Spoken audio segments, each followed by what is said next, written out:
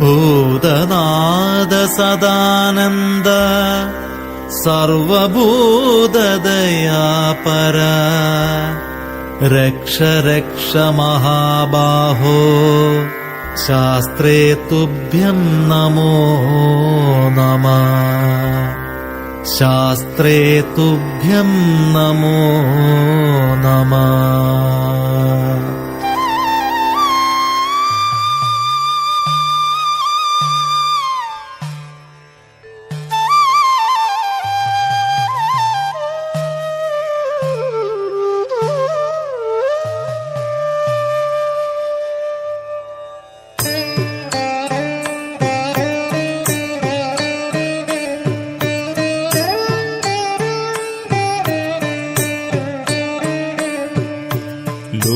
ലോകവീരം മഹാപൂജ്യം സർവരക്ഷാകരം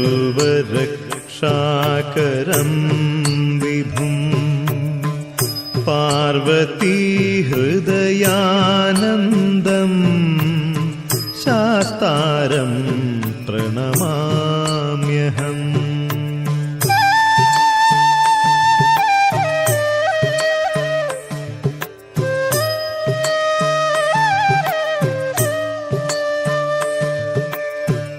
വിപ്രപൂജ്യം വിശ്വവന്ദ്യം വിഷ്ണുശംഭോ പ്രിയം സുതം ക്ഷിപ്രപ്രസാദനിരതം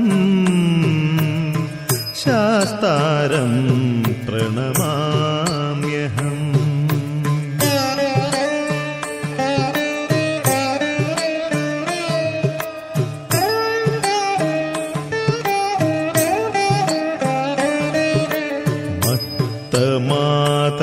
മാതംഗഗമനം കാരുണ്യാമൃതപൂരിതം സർവവിഘ്നഹരം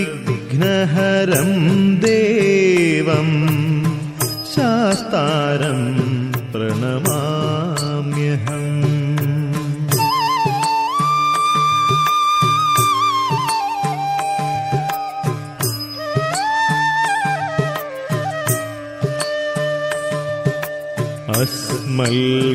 അസ്മൽകുലേശ്വരം ദേവം അസ്മൽ ശത്രുവിനാശനം അസ്മദിഷ്ടപ്രദാതാരം ശാസ്താരം പ്രണമാമ്യഹം.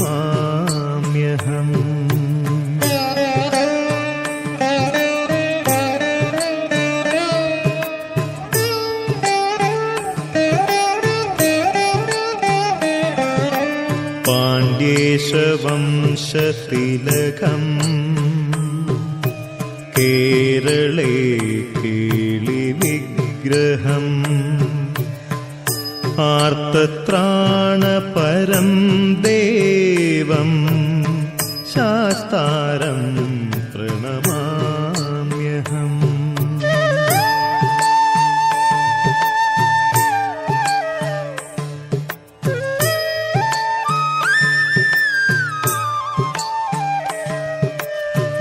ഭൂതനാഥ സദാനന്ദ സർവഭൂത ദയാപരാ രക്ഷ രക്ഷ മഹാബാഹോ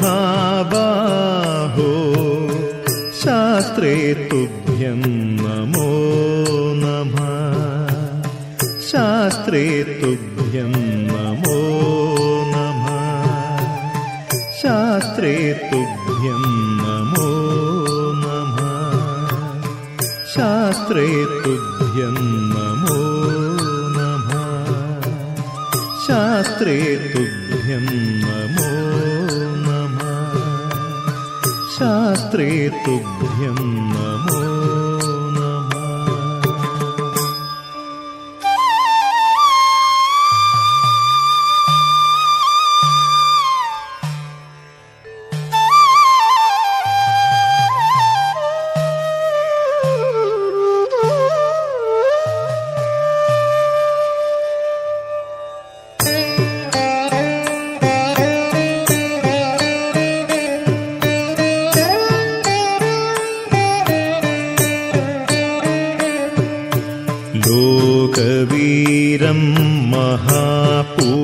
प्रियं सर्वरक्षाकरं विभुम् पार्वतीहृदयानन्दम् शास्तारं प्रणमाम्यहम्।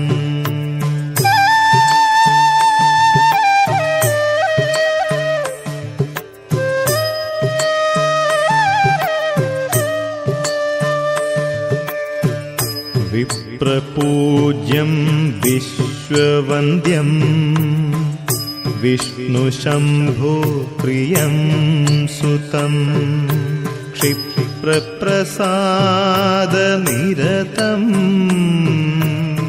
शास्तारं प्रणमाम्यहम्।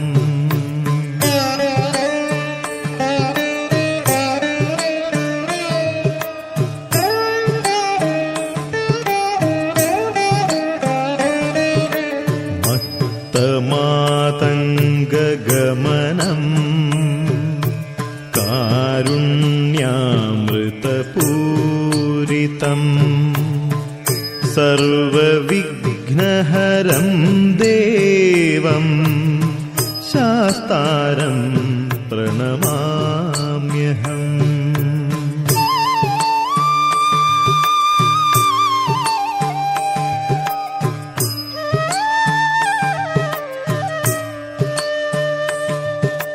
अस्मल्कुलेश्वरं देवम् अस्मल्शत्रुविनाशनम् अस्मदिष्टप्रदातारं शास्तारं प्रणमाम्यहम्।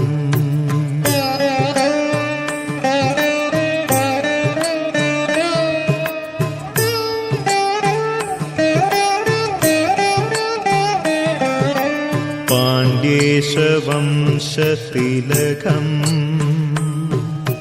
केरळे केलिविग्रहम् आर्तत्राणपरं देवं शास्तारं प्रणमाम्यहम्।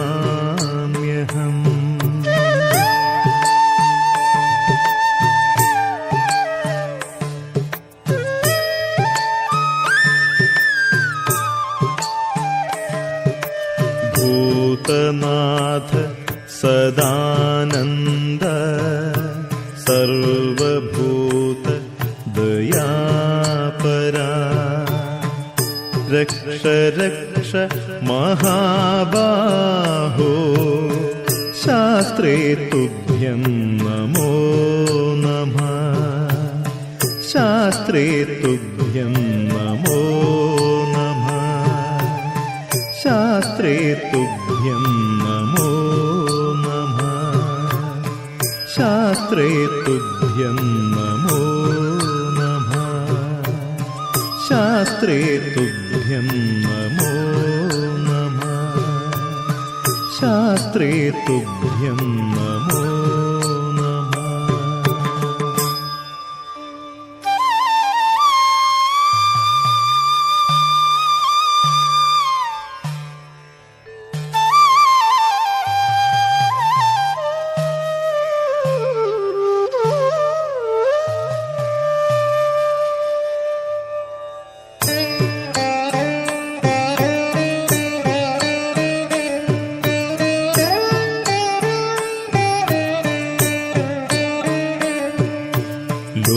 लोकवीरं महापूज्यं सर्वरक्षाकरं विभुम् पार्वतीहृदयानन्दं शास्तारं प्रणमाम्यहम्।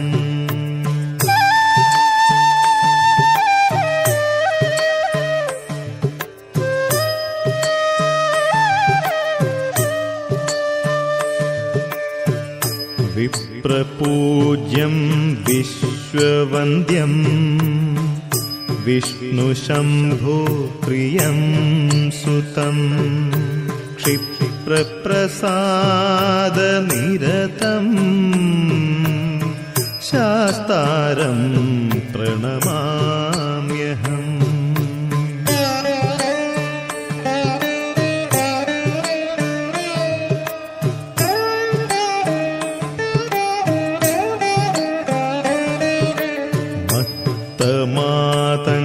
मत्तमातङ्गगमनम्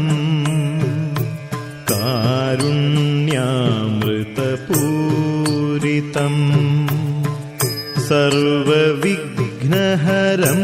देवं शास्तारं प्रणमाम्यहम्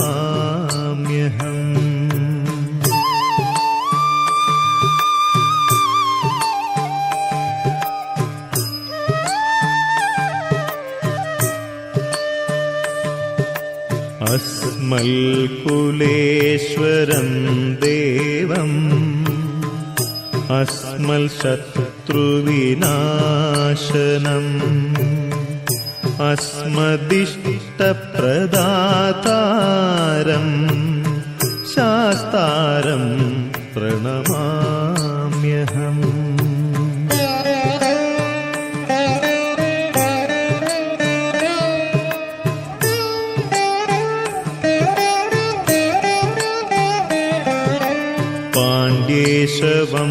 पाण्ड्येशवंशतिलकम् केरळे केलिविग्रहम् आर्तत्राणपरं देवं शास्तारं प्रणमाम्यहम्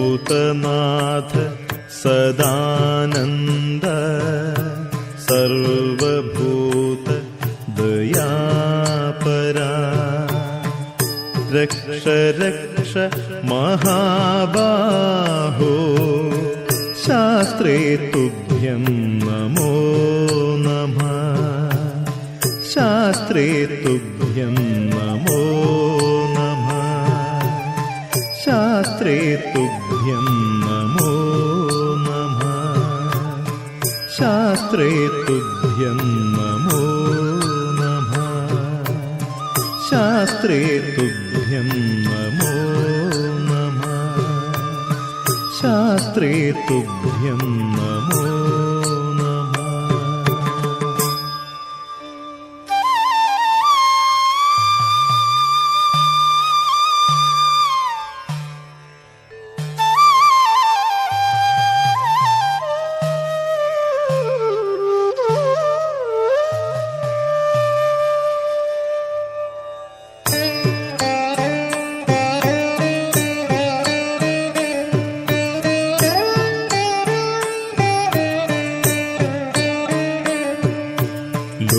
लोकवीरं महापूज्यं सर्वरक्षाकरं विभुं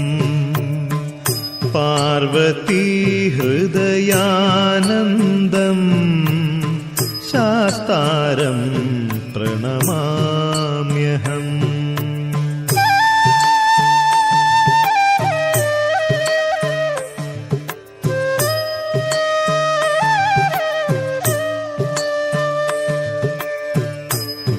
विप्रपूज्यं विश्ववन्द्यं विष्णुशम्भो प्रियं सुतं क्षिप्रप्रसादनिरतं शास्तारं प्रणमाम्यहम्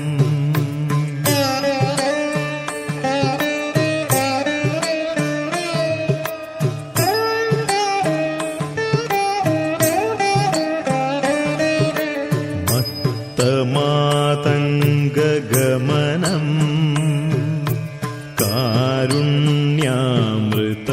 कारुण्यामृतपूरितम् सर्वविघ्नहरं देवं शास्तारं प्रणमाम्यहम्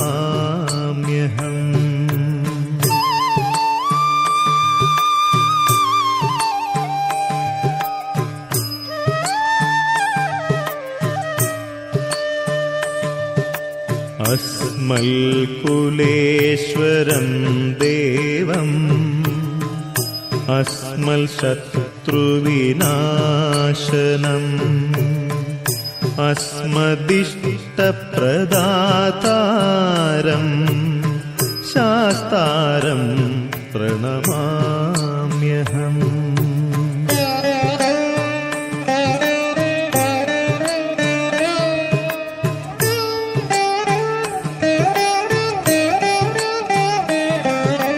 पाण्ड्येशवंशतिलकम् केरळे केलिविग्रहम् आर्तत्राणपरं देवम् शास्तारं प्रणमाम्यहम्।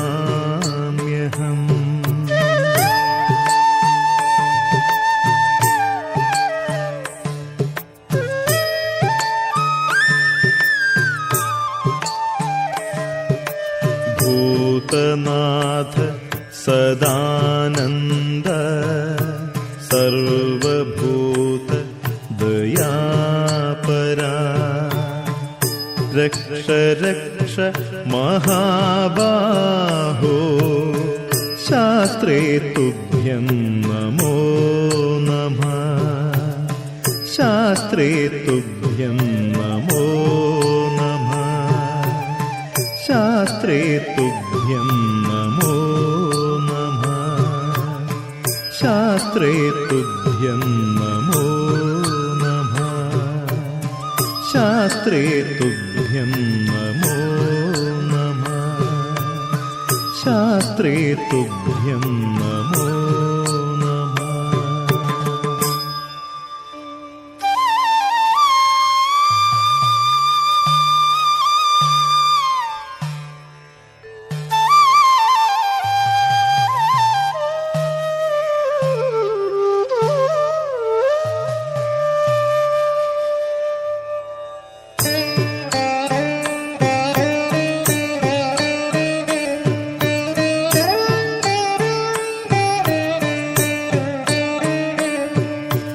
लोकवीरं महापूज्यं सर्वरक्षाकरं विभुं पार्वतीहृदयानन्दं शास्तारं प्रणमाम्यहम्।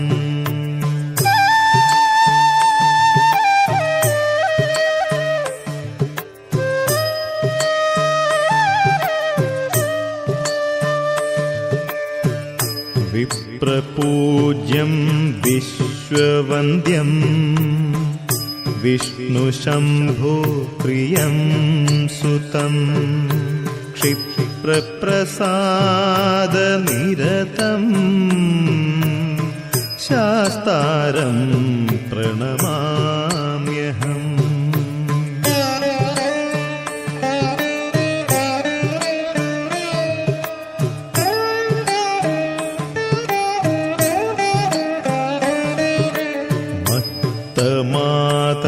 मातङ्गगमनं कारुण्यामृतपूरितं सर्वविघ्नहरं देवं शास्तारं प्रणमाम्यहम्।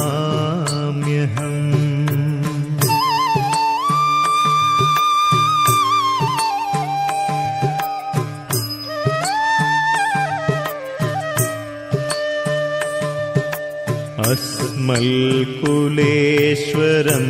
देवम् अस्मल्शत्रुविनाशनम् अस्मदिष्टप्रदातारं शास्तारं प्रणमाम्यहम्।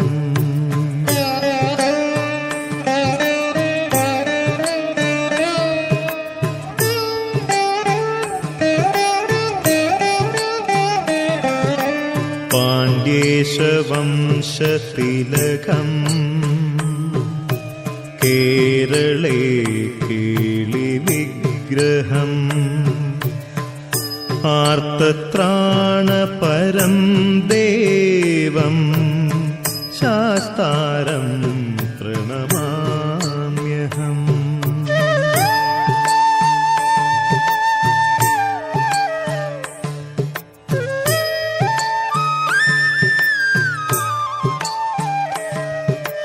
भूतनाथ सदानन्द सर्वभूत दयापरा रक्ष रक्ष महाबाहो शास्त्रे तुभ्यं नमो नमः। शास्त्रे तुभ्यं नमो नमः। शास्त्रे तुभ्यं नमो नमः। शास्त्रे तुभ्यं नमो नमः। शास्त्रे तुभ्यं नमो नमः। शास्त्रे तुभ्यं नमो नमः।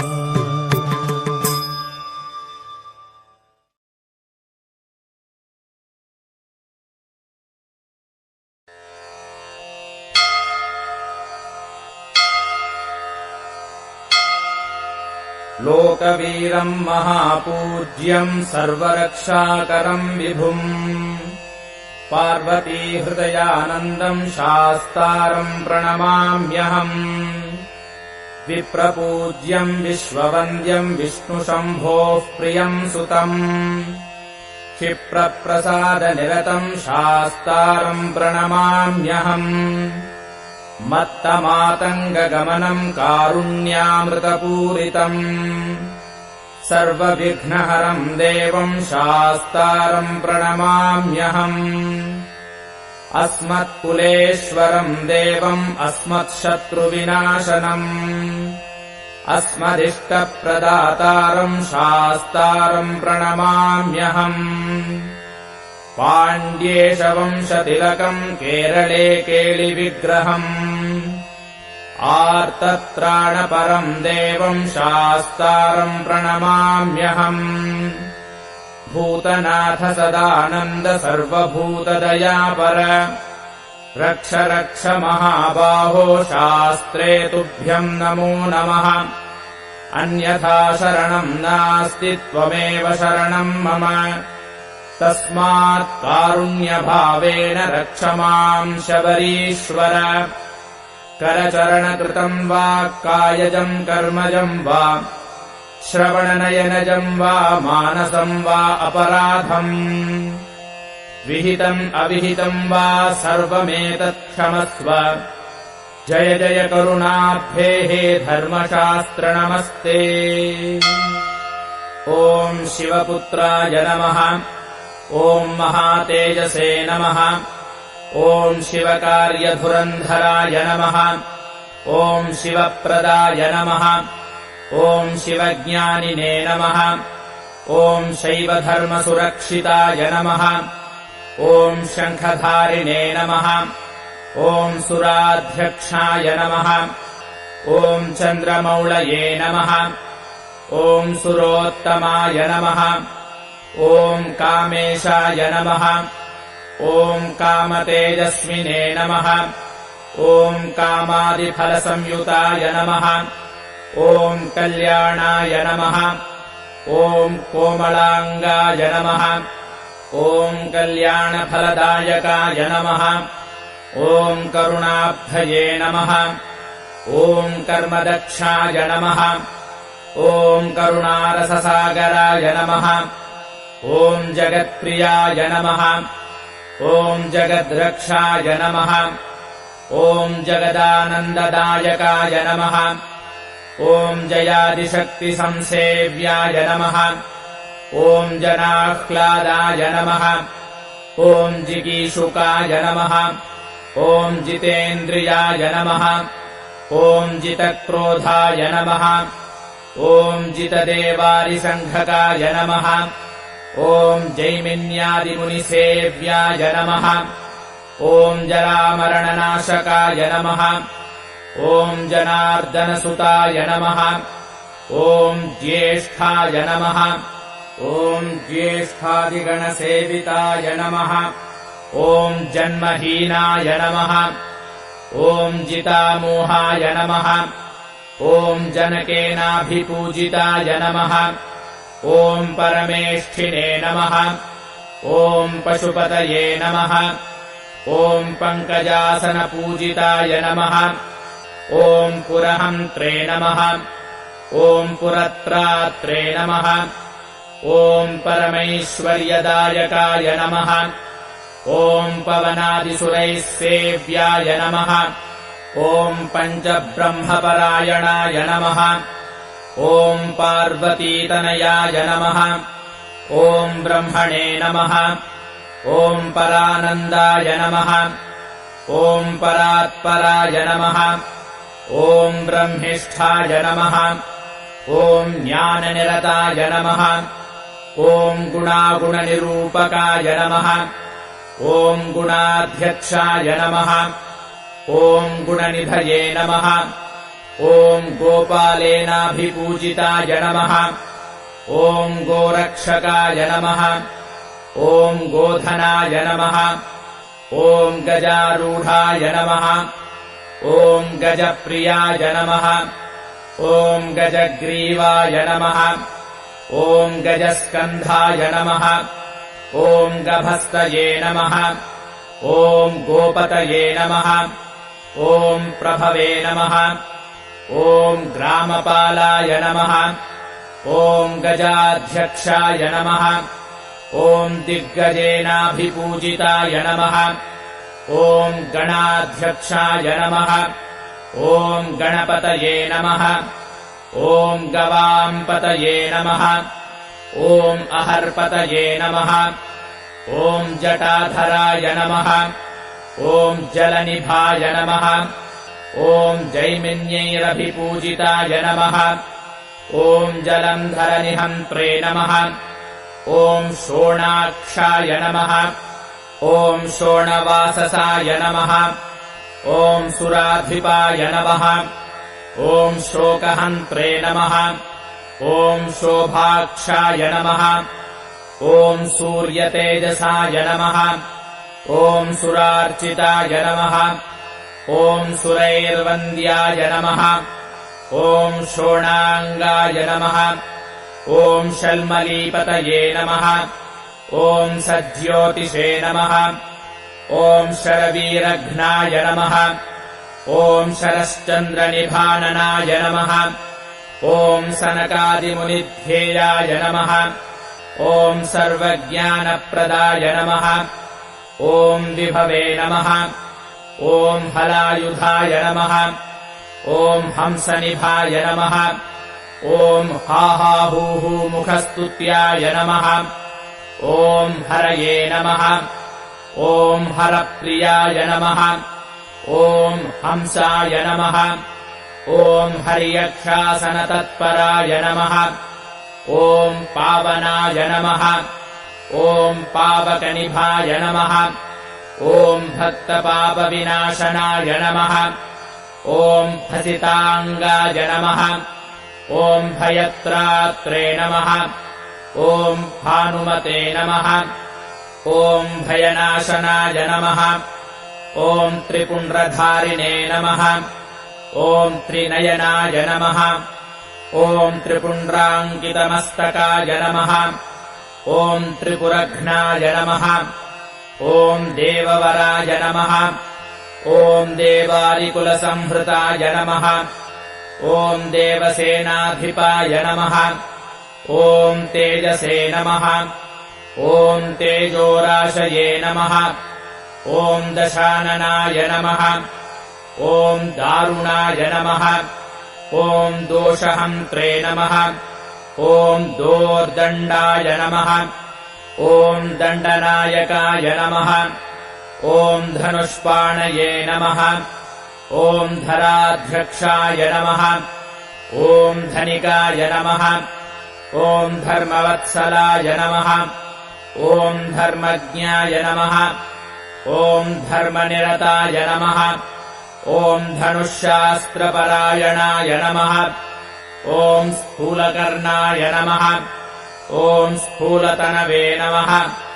ॐ स्थूलाक्षाय नमः ॐ स्थूलबाहुकाय नमः ॐ तनूत्तमाय नमः ॐ तनुत्राणाय नमः ॐ तारकाय नमः ॐ तेजसाम्पतये नमः ॐ योगीश्वराय नमः ॐ योगनिधये नमः ॐ योगिनाय नमः ॐ योगसंस्थिताय नमः ॐ मन्दारवाटिकाय नमः ॐ मत्ताय नमः ॐ मलयाचलवासभुवे नमः ॐ मन्दारकुसुमप्रख्याय नमः ॐ मन्दमारुतसेविताय नमः ॐ महाभासाय नमः ॐ महावक्षसे नमः ॐ मनोहरमदार्चिताय नमः ॐ महोन्नताय नमः ॐ महाकायाय नमः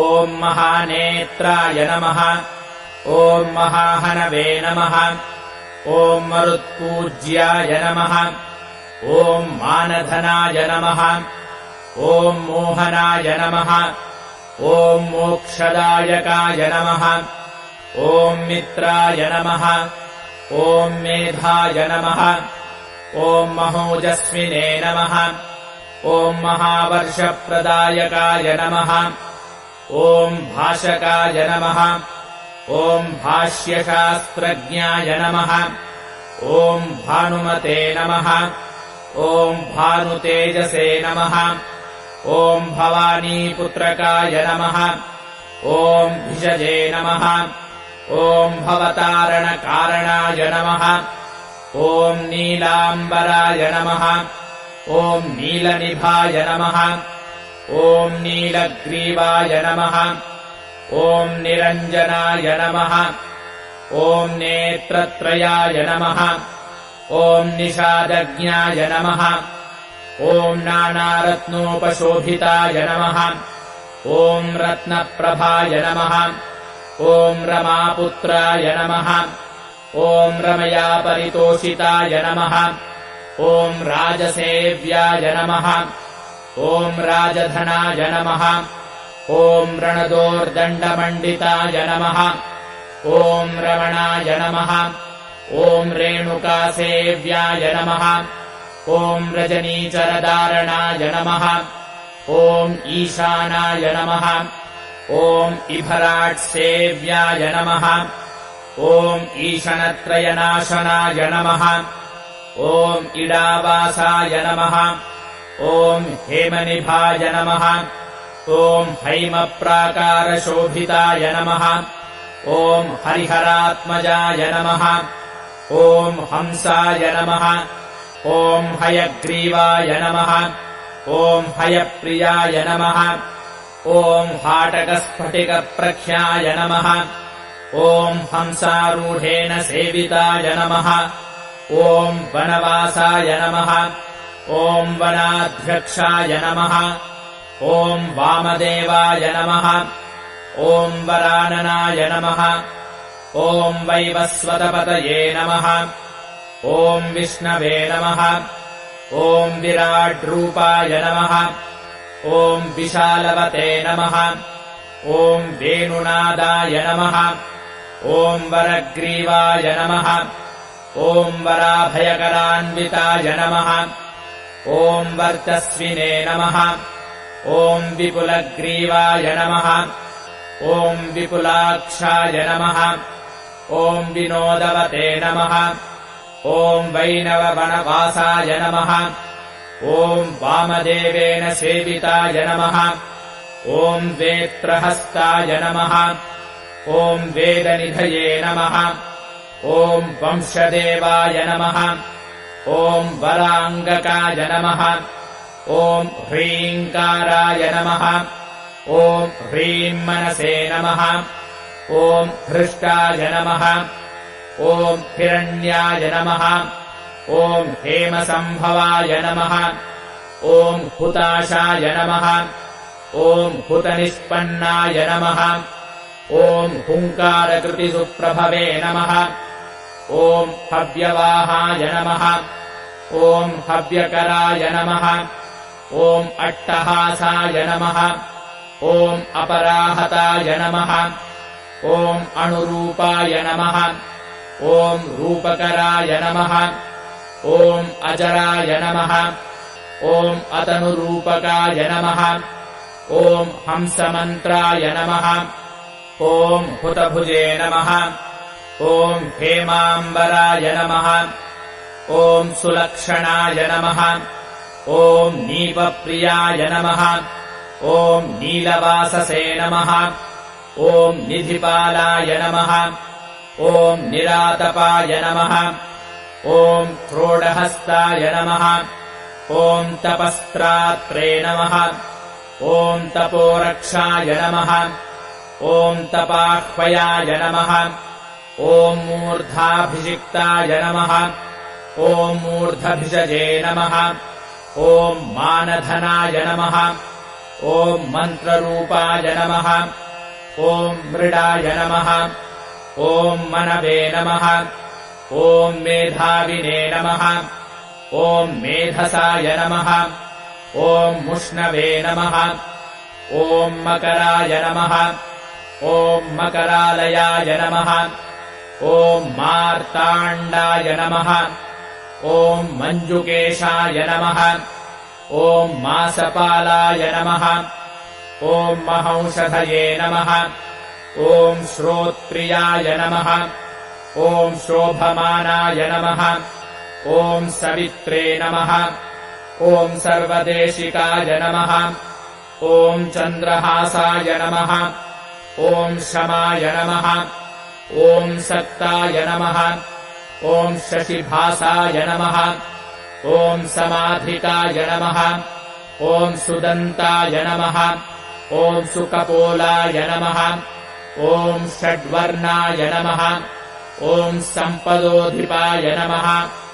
ॐ गरलाय नमः ॐ कालकण्ठाय नमः ॐ गोनेत्रे नमः ॐ गोमुखप्रभवे नमः ॐ कौशिकाय नमः ॐ कालदेवाय नमः ॐ क्रोशकाय नमः ॐ क्रौञ्चभेदकाय नमः ॐ क्रियाकराय नमः ॐ कृपालवे नमः ॐ करवीरकरोरुहाय नमः ॐ कन्दर्पदर्पहारिणे नमः ॐ कामदात्रे नमः ॐ कपालकाय नमः ॐ कैलासवासाय नमः ॐ वरदाय नमः ॐ विरोचनाय नमः ॐ विभावसवे नमः ॐ बभ्रुवाहाय नमः ॐ बलाध्यक्षाय नमः ॐ फणामणिविभूषणाय नमः ॐ सुन्दराय नमः ॐ सुमुखाय नमः ॐ स्वच्छाय नमः ॐ सभासदे नमः ॐ सभाकराय नमः ॐ शरानिवृत्ताय नमः ॐ शङ्काप्ताय नमः ॐ शरणागतपालकाय नमः ॐ तीक्ष्णदंष्ट्राय नमः ॐ दीर्घजिह्वाय नमः ॐ पिङ्गलाक्षाय नमः ॐ पिशाचघ्ने नमः ॐ अभेद्याय नमः ॐ अङ्गदाढ्याय नमः ॐ भोजपालाय नमः ॐ भूपतये नमः ॐ गृध्रनासाय नमः ॐ अभिशाख्याय नमः ॐ दिग्देहाय नमः ॐ दैन्यदाहकाय नमः ॐ बडबापूरितमुखाय नमः ॐ व्यापकाय नमः ॐ विषमोचकाय नमः ॐ हसन्ताय नमः ॐ समरक्रुद्धाय नमः ॐ पुङ्गवाय नमः ॐ पङ्कजासनाय नमः ॐ विश्वदर्पाय नमः ॐ निश्चिताज्ञाय नमः ॐ नागाभरणभूषिताय नमः ॐ भरताय नमः ॐ भैरवाकाराय नमः ॐ भरणाय नमः ॐ वामनक्रियाय नमः ॐ सिंहास्याय नमः ॐ सिंहरूपाय नमः ॐ सेनापतये नमः ॐ सकारकाय नमः ॐ सनातनाय नमः ॐ सिद्धरुचये नमः ॐ सिद्धधर्मपरायणाय नमः ॐ आदित्यरूपाय नमः ॐ आपद्घ्नाय नमः ॐ अमृताम्बोधिवासभुवे नमः ॐ युवराजाय नमः ॐ योगिवर्याय नमः ॐ उषस्तेजसे नमः ॐ उडुप्रभाय नमः ॐ देवादिदेवाय नमः ॐ दैवज्ञाय नमः ॐ ताम्रोष्ठाय नमः ॐ ताम्रलोचनाय नमः ॐ पिङ्गलाक्षाय नमः ॐ पिञ्छचूडाय नमः ॐ फणामणिविभूषिताय नमः ॐ भुजङ्गभूषणाय नमः ॐ भोगाय नमः ॐ भोगानन्दकराय नमः ॐ अभयाय नमः ॐ पञ्चहस्तेन सम्पूज्याय नमः ॐ पञ्चबाणेन सेविताय नमः ॐ भवाय नमः ॐ शर्वाय नमः ॐ भानुमयाय नमः ॐ प्राजापत्यस्वरूपकाय नमः ॐ स्वच्छन्दाय नमः ॐ छन्दःशास्त्रज्ञाय नमः ॐ दान्ताय नमः ॐ देवमनुप्रभवे नमः ॐ दशभुजे नमः ॐ दलाध्यक्षाय नमः ॐ दानवानाम् विनाशनाय नमः ॐ सहस्राक्षाय नमः ॐ शतनिष्पन्नाय नमः ॐ शतानन्दाय नमः ॐ समागमाय नमः ॐ गरुडाद्रिवासाय नमः ॐ गम्भीराय नमः ॐ गन्धग्राहाय नमः ॐ गणेश्वराय नमः ॐ गण्डकावासाय नमः ॐ गोमेधाय नमः ॐ गोकुलैः परिवारिताय नमः ॐ परिवेशाय नमः ॐ पदज्ञानिने नमः ॐ प्रियङ्गुद्रुमवासकाय नमः ॐ गुहावासाय नमः ॐ गुरुवराय नमः ॐ वन्दनीयाय नमः ॐ वदान्यकाय नमः ॐ वृत्ताकाराय नमः ॐ वेणुपाणये नमः ॐ वीणादण्डधराय नमः ॐ हराय नमः ॐ हैमिल्याय नमः ॐ होतृसुभगाय नमः ॐ हौत्रज्ञाय नमः ॐ ओजसाम्पत्ये नमः ॐ पवमानाय नमः ॐ प्रजातन्तुप्रदाय नमः ॐ दण्डविनाशनाय नमः ॐ निमील्याय नमः ॐ निमिषार्धज्ञाय नमः ॐ निमिषाकारकारणाय नमः ॐ लिगुडाभाय नमः ॐ लीडाकाराय नमः ॐ लक्ष्मीवन्द्याय नमः ॐ वरप्रभवे नमः ॐ इडाज्ञाय नमः ॐ पिङ्गलावासाय नमः ॐ सुषुम्नामध्यसम्भवाय नमः ॐ भिक्षाटनाय नमः ॐ भीमवर्चसे नमः ॐ वरकीर्तये नमः ॐ सभेश्वराय नमः ॐ वाचातीताय नमः ॐ वरनिधये नमः ॐ परिवेत्रे नमः ॐ प्रमाणकाय नमः ॐ अप्रमेयाय नमः ॐ अनिरुद्धाय नमः ॐ अनन्तादित्यवर्चसाय नमः ॐ वेषप्रियाय नमः ॐ विषग्राहाय नमः ॐ वरदानकरोत्तमाय नमः ॐ विपिनाय नमः ॐ वेदसाराय नमः ॐ वेदान्तैः परितोषिताय नमः ॐ वक्रागमाय नमः ॐ वक्रवाचाय नमः। ॐ बलदात्रे नमः। ॐ विमानवते नमः। ॐ वज्रकान्ताय नमः। ॐ वंशवराय नमः। ॐ वटुरक्षाविशारदाय नमः। ॐ वप्रक्रीडाय नमः। ॐ विप्रपूज्याय नमः।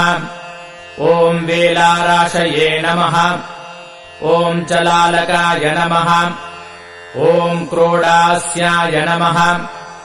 ॐ क्रोडनेत्राय नमः। ॐ कोलाहलाय नमः। ॐ कपालभृते नमः। ॐ कञ्जरीटाय नमः। ॐ मञ्जुवाससे नमः। ॐ क्रियमाणाय नमः। ॐ क्रियाप्रदाय नमः। ॐ क्रीडानाथाय नमः। ॐ कीलहस्ताय नमः। ॐ क्रोशमानाय नमः। ॐ कुलान्तकाय नमः। ॐ खनकाय नमः। ॐ होतृभागाय नमः। ॐ खवासाय नमः। ॐ खचराय नमः। ॐ खगाय नमः। ॐ गणकाय नमः। ॐ गुणनिर्दुष्टाय नमः। ॐ गुणत्यागाय नमः। ॐ कुशाधिपाय नमः। ॐ पाटलाय नमः। ॐ पत्रधारिणे नमः। ॐ पालाशाय नमः। ॐ पुत्रवर्धनाय नमः। ॐ पितृसच्चरिताय नमः। ॐ पेष्टवे नमः। ॐ पापभस्मने नमः। ॐ पुनःश्रुतये नमः। ॐ फालनेत्राय नमः। ॐ फुल्लकेशाय नमः। ॐ फुल्लकल्हारभूषिताय नमः। ॐ फणिसेव्याय नमः। ॐ पट्टभद्राय नमः। ॐ पटवे नमः। ॐ वाग्मिने नमः। ॐ वयोधिकाय नमः। ॐ चोरनाट्याय नमः। ॐ चोरवेशाय नमः। ॐ चोरघ्नाय नमः।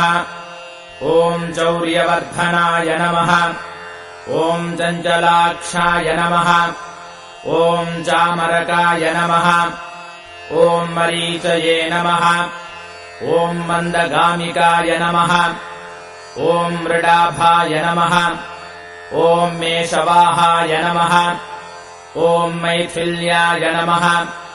ॐ मोचकाय नमः। ॐ मनसे नमः। ॐ मनुरूपाय नमः। ॐ मन्त्रदेवाय नमः। ॐ मन्त्रराशये नमः। ॐ महादृढाय नमः। ॐ स्थूपिज्ञाय नमः। ॐ धनदात्रे नमः। ॐ देववन्द्याय नमः। ॐ तारणाय नमः। ॐ यज्ञप्रियाय नमः। ॐ यमाध्यक्षाय नमः। ॐ इभक्रीडाय नमः। ॐ इभेक्षणाय नमः। ॐ दधिप्रियाय नमः। ॐ दुराधर्षाय नमः। ॐ दारुपालाय नमः। ॐ दनूजघ्ने नमः। ॐ दामोदराय नमः। ॐ दामधराय नमः। ॐ दक्षिणामूर्तिरूपकाय नमः। ॐ शचीपूज्याय नमः। ॐ शङ्खकर्णाय नमः। ॐ चन्द्रचूडाय नमः। ॐ मनुप्रियाय नमः। ॐ गुडरूपाय नमः।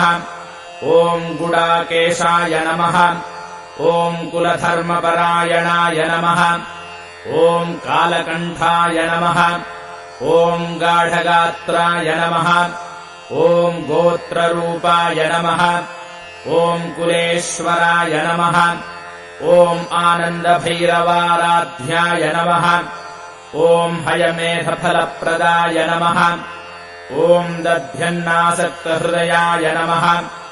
ॐ गुडान्नप्रीतमानसाय नमः। ॐ घृतान्नासक्तहृदयाय नमः। ॐ गौराङ्गाय नमः।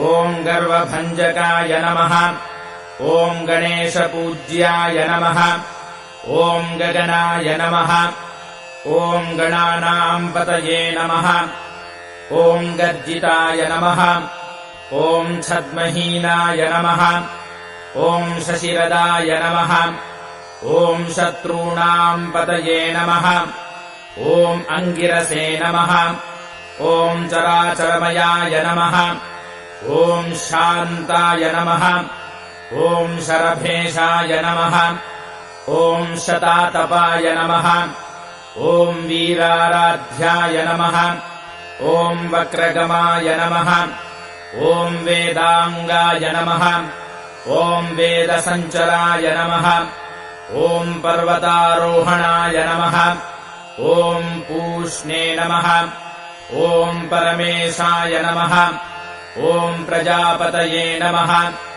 ॐ भावज्ञाय नमः ॐ भवरोगघ्नाय नमः ॐ भवसागरतारणाय नमः ॐ चिदग्निदेहाय नमः ॐ चिद्रूपाय नमः ॐ चिदानन्दाय नमः ॐ चिदाकृतये नमः ॐ नाट्यप्रियाय नमः ॐ नरपतये नमः ॐ नरनारायणार्चिताय नमः ॐ निषादराजाय नमः ॐ नीहाराय नमः ॐ नेष्ट्रे नमः ॐ निष्ठुरभाषणाय नमः ॐ निम्नप्रियाय नमः ॐ नीलनेत्राय नमः ॐ नीलाङ्गाय नमः ॐ नीलकेशकाय नमः ॐ सिंहाक्षाय नमः ॐ सर्वविघ्नेशाय नमः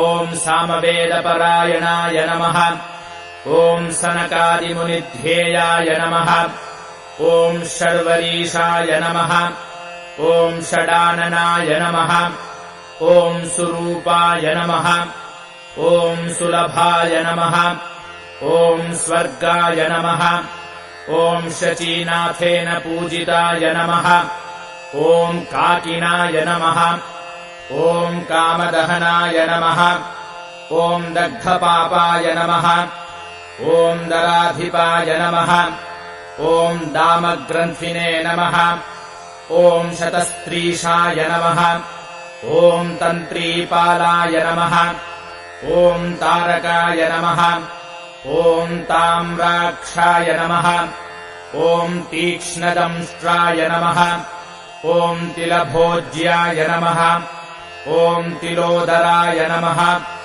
ॐ माण्डुकर्णाय नमः ॐ मृडाधीशाय नमः ॐ मेरुवर्णाय नमः ॐ महोदराय नमः ॐ मार्ताण्डभैरवाराध्याय नमः ॐ मणिरूपाय नमः ॐ मरुद्वहाय नमः ॐ माशप्रियाय नमः ॐ मधुपानाय नमः ॐ मृणालाय नमः ॐ मोहिनीपतये नमः ॐ महाकामेशनयनाय नमः ॐ माधवाय नमः ॐ मदगर्विताय नमः ॐ मूलाधाराम्बुजावासाय नमः ॐ मूलविद्यास्वरूपकाय नमः ॐ स्वाधिष्ठानमयाय नमः ॐ स्वस्थाय नमः ॐ स्वस्तिवाक्याय नमः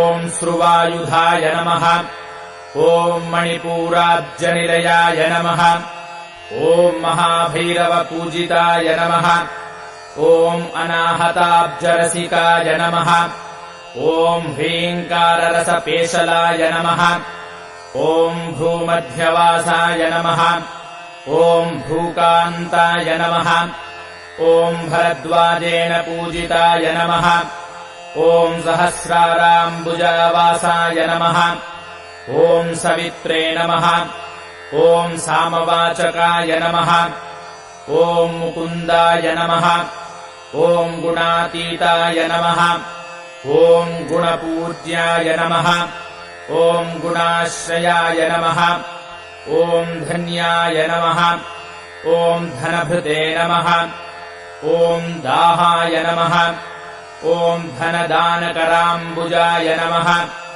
ॐ महाशयाय नमः ॐ महातीताय नमः ॐ मायाहीनाय नमः ॐ मदर्चिताय नमः ॐ माठराय नमः ॐ मोक्षफलदाय नमः ॐ मद्वैरिकुलनाशनाय नमः ॐ पिङ्गळाय नमः ॐ पिञ्छचूडाय नमः ॐ पिशिताशपवित्रकाय नमः ॐ पायसान्नप्रियाय नमः ॐ पर्वपक्षमासविभाजकाय नमः ॐ वज्रभूषाय नमः ॐ वज्रकायाय नमः ॐ विरिञ्चाय नमः ॐ वरवक्षसाय नमः ॐ विज्ञानकलिकावृन्दाय नमः ॐ विश्वरूपप्रदर्शकाय नमः ॐ डम्भघ्नाय नमः ॐ दमघोषघ्नाय नमः ॐ दासपालाय नमः ॐ तपौजसाय नमः ॐ द्रोणकुम्भाभिषिक्ताय नमः ॐ द्रोहिनाशाय नमः ॐ तपातुराय नमः ॐ महाधीरेन्द्रवरदाय नमः ॐ महासंसारनाशनाय नमः ॐ लाकिनीहाकिनीलब्धाय नमः ॐ लवणाम्बोधितारणाय नमः ॐ काकिनाय नमः ॐ कालपाशघ्नाय नमः ॐ कर्मबन्धविमोचकाय नमः ॐ मोचकाय नमः ॐ मोहनिर्भिन्नाय नमः ॐ भकाराध्याय नमः ॐ बृहत्तनवे नमः ॐ अक्षयाय नमः ॐ अक्रूरवरदाय नमः ॐ वक्रागमविनाशनाय नमः ॐ डाकिनाय नमः ॐ सूर्यतेजस्विने नमः ॐ सर्वभूषाय नमः ॐ सद्गुरवे नमः ॐ स्वतन्त्रेशाय नमः ॐ सर्वतन्त्रेशाय नमः ॐ दक्षिणामूर्तिरूपकाय नमः ॐ चित्सदानन्दकलिकाय नमः ॐ प्रेमरूपाय नमः ॐ प्रियङ्कराय नमः ॐ मिथ्याजगदधिष्ठानाय नमः ॐ मुक्तिदाय नमः ॐ मुक्तिरूपकाय नमः ॐ मुमुक्षवे नमः ॐ कर्मफलदाय नमः ॐ मार्गदक्षाय नमः ॐ कार्मणाय नमः ॐ महाबुद्धाय नमः ॐ महाशुद्धाय नमः ॐ शुकवर्णाय नमः ॐ शुक्रप्रियाय नमः